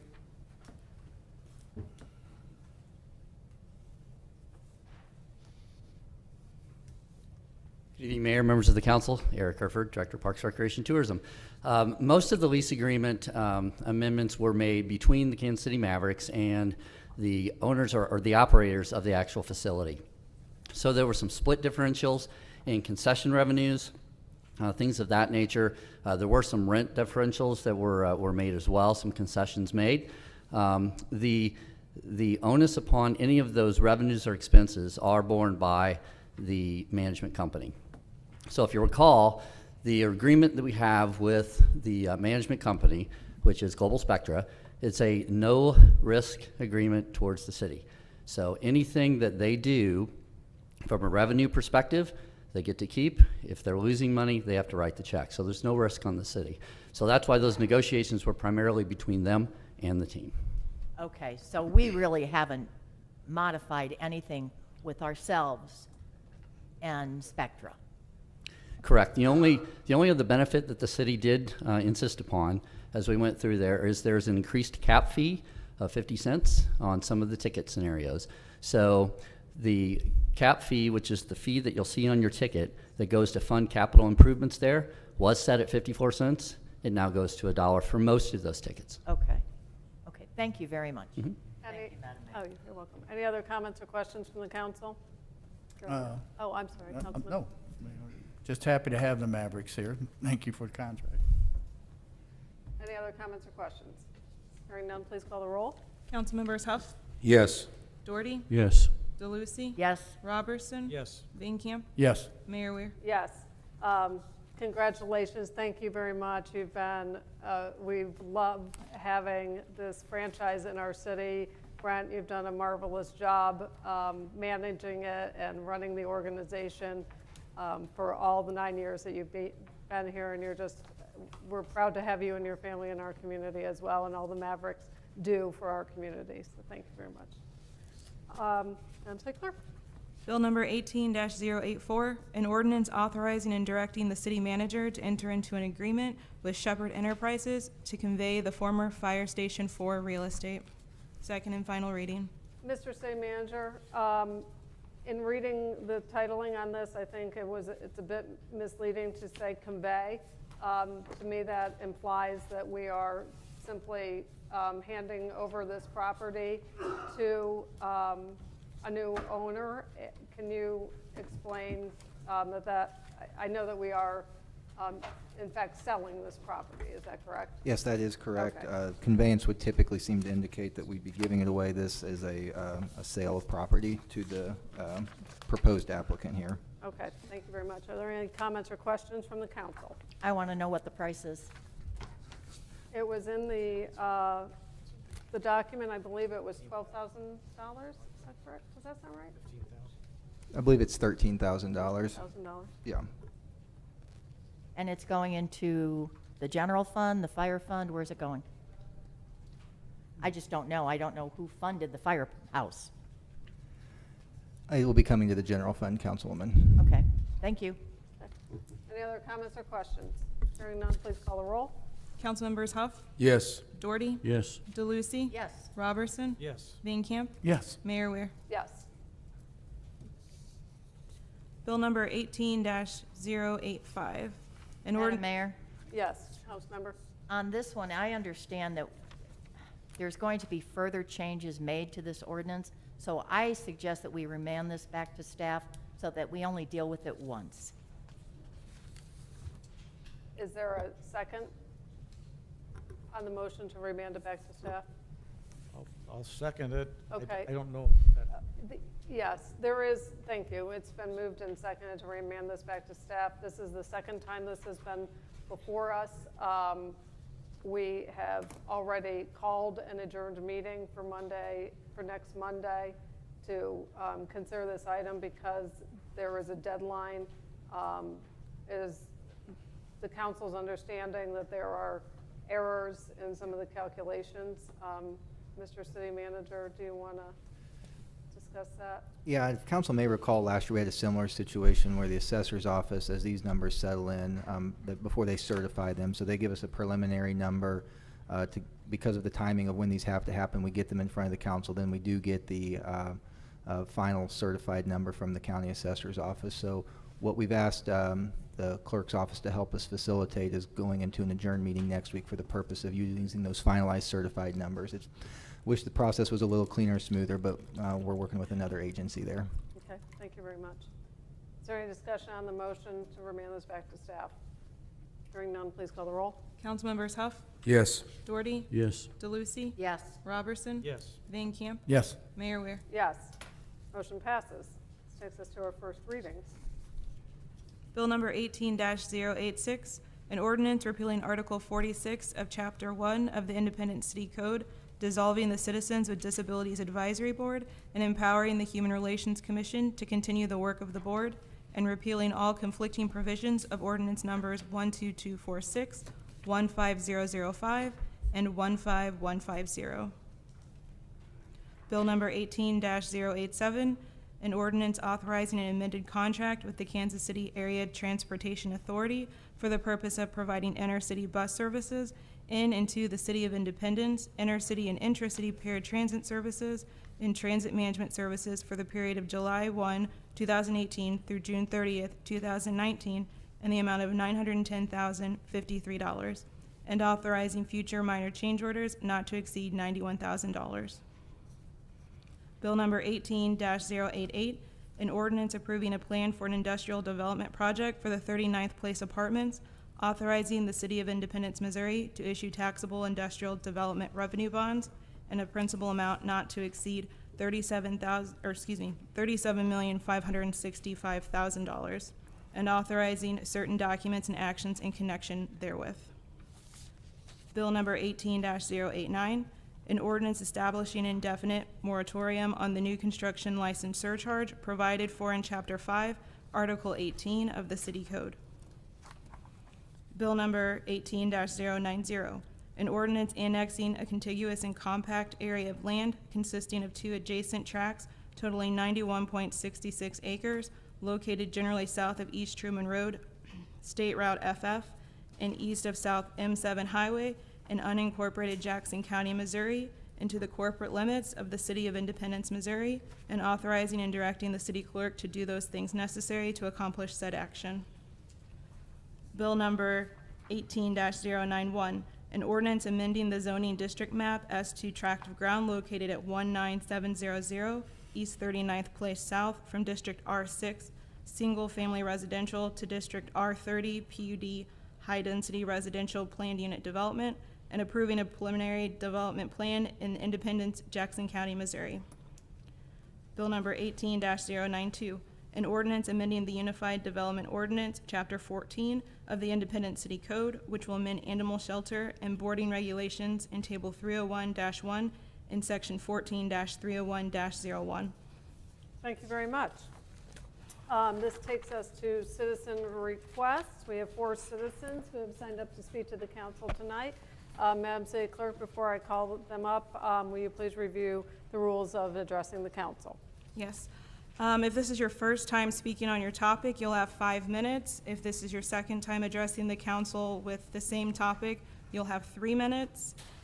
You will not deviate from any of the above or any of the stated topics that you're speaking at this evening, and you will not make any personal attacks upon either the public officials or any other person, and there will be no remarks directed to an individual council member or the mayor. You need to address the council as a body, as a whole.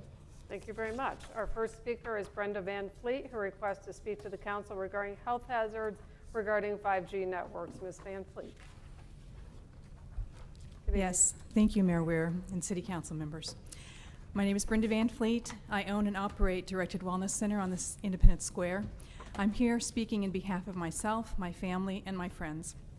I'm a registered nurse, an internationally certified neurofeedback clinician, and a health coach. I believe Missouri House Bill 1991, the Uniform Small Wireless Facility Deployment Act, page 1 through 3 in your folder, is referring to 5G deployment.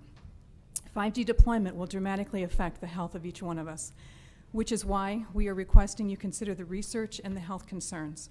The 5th generation 5G wireless communications fact sheet, which is page 4 through 5, gives a quick overview. 5G will not only utilize 3G and 4G wireless frequencies, but also millimeter and submillimeter waves, extending up to 90 gigahertz to transmit data at faster pulsations, increasing potential risk. 5G technology will require a dense network of millions of radio frequency antennas, approximately 250 feet apart, being deployed in neighborhoods and towns and cities across the country, resulting in continuous involuntary radiation exposure for our city, in our homes, schools, and businesses. Millimeter waves have unique health impacts on the human body. Sweat glands within our skin, the largest organ in the human body, act as an antenna which, in contact with the millimeter waves, the waves penetrate 1 to 2 millimeters of human skin tissue and are absorbed by the surface layers of the cornea. Dr. Martin Paul, PhD, Professor Emeritus of Biochemistry and Basic Medical Sciences at Washington State University, that's page 6 through 9 in your folder, states, voltage-gated calcium channel activation in cells produced by low-intensity EMFs can explain long-reported findings. Therefore, even weak EMFs have large biological effects on the over 1 trillion cells in our bodies. Reported neurological, neuropsychiatric, and psychiatric disorders can result. This alone is a concern for the future health of Independence. Cumulative daily radiation exposure poses serious public health risks, including endocrine, hormonal, and cardiac dysfunction, chromosome and DNA damage, oxidative stress and cell death, fertility issues, autoimmune diseases, Alzheimer's and Parkinson's, detoxification issues, mitochondrial dysfunction, cancer, cataracts, headaches, fatigue, memory changes, stroke, and autism are just a few. Massachusetts legislators introduced 5 bills to address public exposure to wireless radiation, pages 10 and 11. Last week, 3 California city councils voted to stop the installation of 5G cell towers. Mill Valley enacted the urgency ordinance barring applications for 5G towers, pages 12 and 14. California's Department of Public Health has issued warnings about potential health effects of personal cell phone antennas. Joel Motzkowitz of UC Berkeley School of Public Health states, "We have evidence of brain tumors and other head and neck tumors. We also have evidence of sperm damage in males, infertility in females." Requests have been made to the FCC to work with those who suffer from electrohypersensitivity to develop accommodations. Are we prepared to deal with the rising cases of electrosensitivity in our city? France and Russia have current laws to minimize Wi-Fi in schools, and France has now banned cell phones in schools.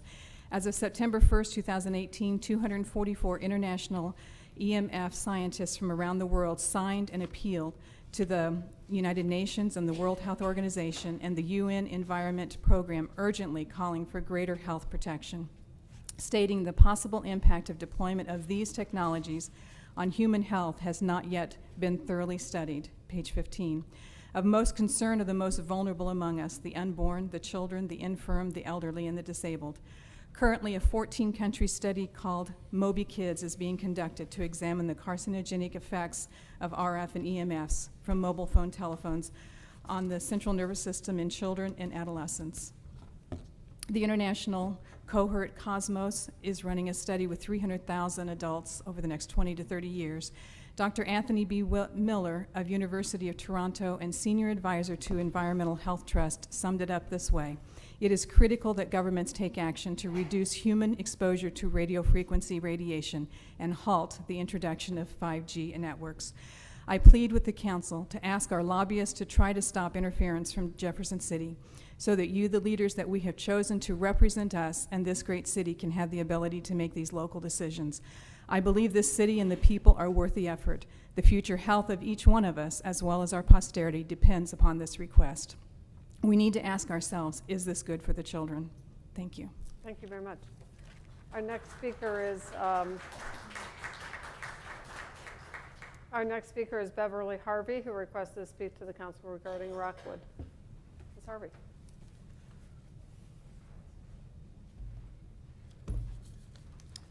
Madam Mayor and Council, thank you so much for your time this evening. Before I begin, I would like to read a few excerpts from the city charter.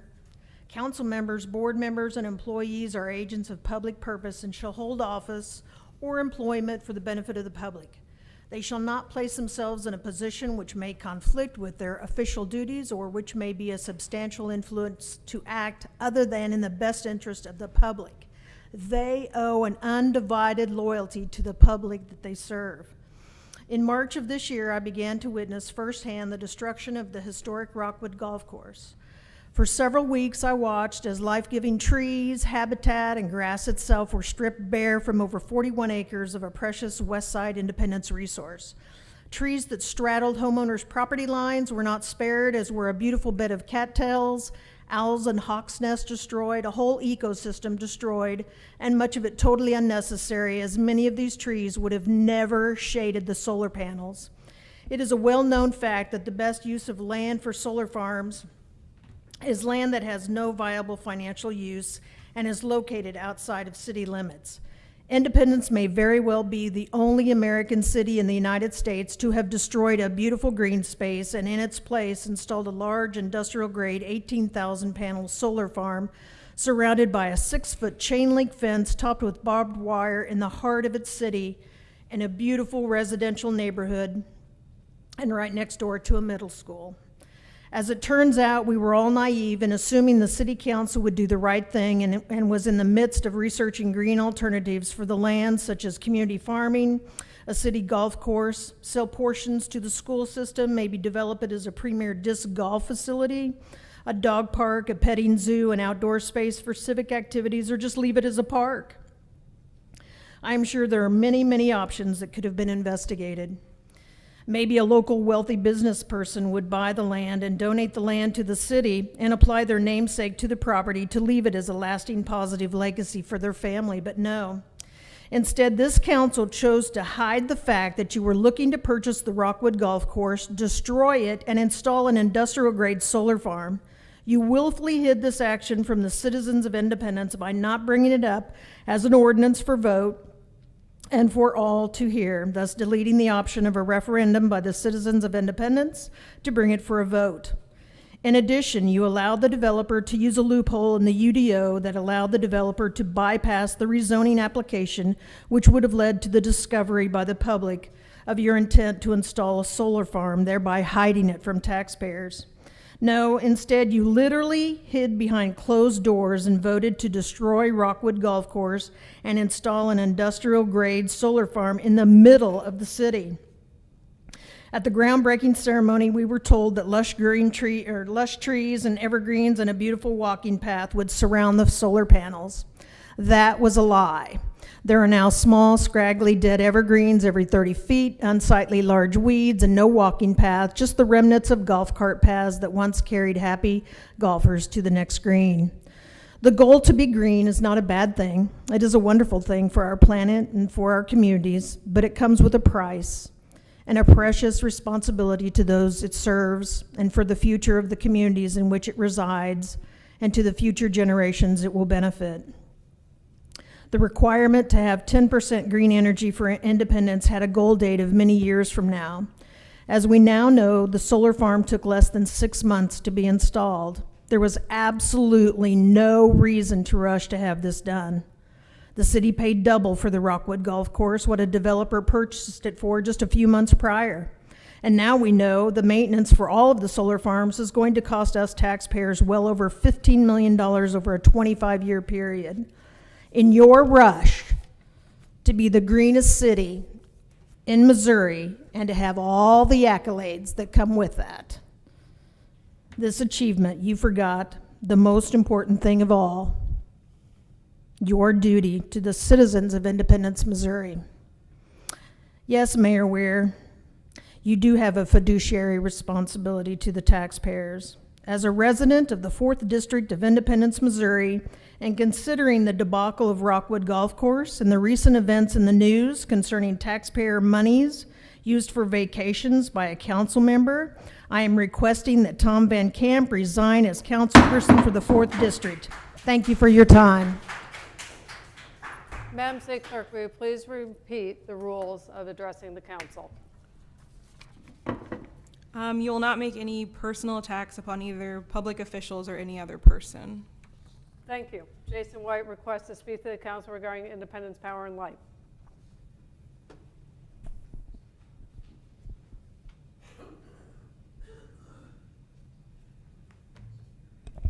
Good evening. My name's Jason White. I live at 1024 South Forest. I have been here before. I'm going to talk in generality, but I think I'll keep it to 3 minutes just to make sure we follow the rules there. Not going to dive into the weeds on anything. I want to emphasize that managing IPL, again, as we've spoken of, is very complicated. You all are dealing with tremendous market issues, grid issues, environmental issues, FERC and NERC, that none of you know what those stand for. And I don't, so I'm not going to hold you accountable for them. But the point is, you've got a $150 million project that is huge. You've got an inordinate number of issues and controversies on your table right now. You don't have an IPL director. We've had a very critical management audit, the Rockwood controversy, questions about that $15 million we didn't quite calculate when we put in our second solar farm. We were going to have 3, 4, and 5 on solar farms, but that RFP's been pulled and is in a holding pattern somewhere. No need mentioning the billing issues, past IPL director that's now doing economic development, and I can't quite figure out what the reporting evidence is of success there. Electric cars you've spoken of, Missouri City decommissioning issues, charging stations that are how do we manage that, how do we implement that, and you're struggling to work through that, firing of 9 mid-managers. You all have had a lot of issues, a substantial amount of controversy. It's probably understating it to say there are many people in town upset about how IPL is being handled. Some question whether we've outgrown our ability to run it. I don't think so yet. I think the focus, some people would say it's time to step back and sort of get your tin helmet on and dig your foxhole, so to speak. We would encourage you to step forward on 2 substantial issues that will have a very positive impact on our community. Those being the AMI and the shutting down of Blue Valley. You have electric rates we all agree are too high. Our residential are borderline with anybody else, should be lower. Our commercial are too high. We're not going to get any big industrial guys in town anytime soon to help with that whole package of how we sell electricity. So when we look at the AMI, you've had it for a year. Folks are coalesced. You can't move anywhere in the metropolitan area without finding one on your house anymore. Give my neighbors an opt-out. Let's move forward. Let's move forward with a resolution announcing the intent to close Blue Valley, with setting out a transition plan for employees and the RFP to purchase the necessary electricity and drop demand. The reason I want to push it now is you're doing a rate study. So if the rate study arrives before you take action, I'm willing to bet you a really fine dinner it's going to say we got to raise our rates. So you capture back some of that momentum and do things that are going to drop the rates, and you're going to change that rate study that changes the dynamic. Maybe you can start capturing some of these other problems that are out there and get them pointed the right way. You've got the opportunity. That rate study doesn't come out quite yet. Please push through the AMI. You're clearly close to resolving that issue. Give them an opt-out. Give us the savings, and let's go ahead and bite the bullet. 2016, 2018 reports said it's time to close Blue Valley. Let's get it done. Thank you. Thank you. Our final speaker this evening is Laura Dominic, who requests to speak to the council regarding ethical expectations of elected officials. Laura Dominic, 3525 Blue Ridge Boulevard. Council members and Madam Mayor, thank you for granting me the request to speak this evening. In light of the recent alleged abuses of taxpayers' money spent from the IPL budget for a council member to attend industry-specific conferences, I want to speak briefly on the voters' ethical expectations of elected officials. As your constituents, we expect you to hold yourselves to the highest standards of ethical behavior, including but not limited to being good fiduciaries of our taxpayer dollars. Attending conferences specific to your position, such as a Missouri Municipal League conference or the annual meeting of the United States Conference of Mayors, is considered best practices in any business. Where it becomes more nebulous is when elected officials travel to conferences that are not specific to their position, such as multiple conferences approved and paid for by IPL involving energy. Without a doubt, we want our elected officials to be informed and educated on city issues, and as we all know, there are numerous ways to accomplish that, from attending conferences, to reading about the topic online, subscribing to industry publications, and to talking directly to our staff and directors. Each department director has a travel budget to spend at their discretion. The questions I would expect a director to consider when deciding to approve a travel request are: 1, is it appropriate for an elected official to attend an industry-specific conference? 2, what value is added by them attending? 3, if others in the department are also attending the same conference, would it be more financially responsible to have the department attendees present what they learned at the conference to the elected officials upon their return? As was indicated in the recent news segment, City Manager Walker has asked the city auditor to review the policies related to spending on behalf of city employees and elected officials. To prevent uncertainty in the future regarding whether travel to an industry-specific conference is value-added, I would recommend adding a policy that requires the department director to draft a document and attach it to the expense report that gives a description of the conference and a synopsis of what value-added benefit the council members' attendance received from attending the conference that could not have been attained without them attending. To establish policies and procedures for approval of travel and subsequent review of the actual expenditures, I would suggest speaking to other municipalities to learn about their policies and procedures regarding this topic to determine best practices for potential inclusion in our city's policies and procedures. The city is making significant progress in many areas, and we still have significant issues still to address. So I appreciate you and the staff's work on improving the policies and procedures regarding travel expenditures in order to avoid further distractions like this from the work at hand and to further voters' confidence in the ethical behavior of our elected officials. Thank you. Thank you. This takes us to council member comments. I will start with Councilmember DeLucy. Just a question for our city manager. I'm wondering when we are going to get the external auditor report on the billing problem. We believe that staff will receive that report this week, and we are scheduled for a study session next Monday night, so a week from this evening. The consultant will be here, or I should say the external auditor will be here and make a presentation to the council. And that, I'm sorry, when did you say that would be? That presentation will be next Monday night, and we're due as staff to receive a briefing, presentation on that sometime this week. Thank you so much. Welcome. Councilmember Robertson. I have nothing tonight, thank you. Councilman Van Camp. Nothing tonight. Councilman Huff. Nothing. Councilman Doherty. Thank you. Well, I got something tonight. I enjoyed hearing what Mr. White had to say.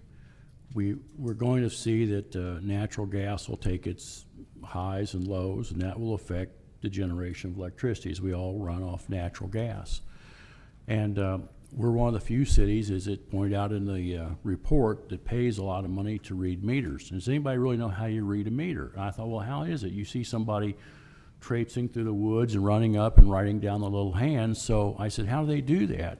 So they brought me the machine that reads it, and this is it right here. I borrowed this today. I have to give it back. And you just pointed at the meter and you push the button, and it reads it. The signal comes into this machine right here. If for some reason it doesn't read, you can enter the numbers on it. But so you come up and you just push the button. Now, I don't think that took a college education to do that. But I'll tell you, if you want a job, here's what it pays. $103,996, $110,255, $111,763, $116,978, $116,064, $120,048, $123,397, $126,121, $124,606, $127,554, $128,501, $129,885, and $130,530. These are people who live in Blue Springs, Maysville, Independence, Prairie Village, and Lone Jack. Here it is here if anybody wants a copy. That's what we would save right there. That alone is what we save by having a meter that sends a signal once or twice a day straight into the billing department, accurately, not misread, not estimated. You could go on a website and see every day what your bill would be. And that's right there is what it'd save. So I look forward to lowering our rates through savings. Thank you. Thank you very much. Mr. City Manager, anything else this evening? Nothing tonight, thank you. We are adjourned.